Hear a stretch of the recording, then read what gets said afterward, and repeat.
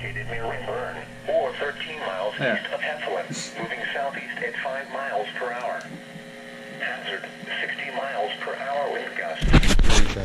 Source, radar indicated. Impact, expect damage to roof, siding, and trees. Locations impacted include Renburn, Abernathy, Trickham, Lake Cleveland, and I-20 Welcome Center. For your protection, move to an interior room on the lowest floor of a building.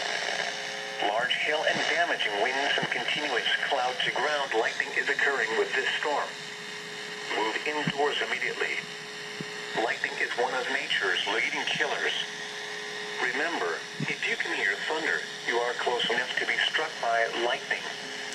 Torrential rainfall is occurring with this storm and may lead to flash flooding. Do not drive your vehicle through flooded roadways.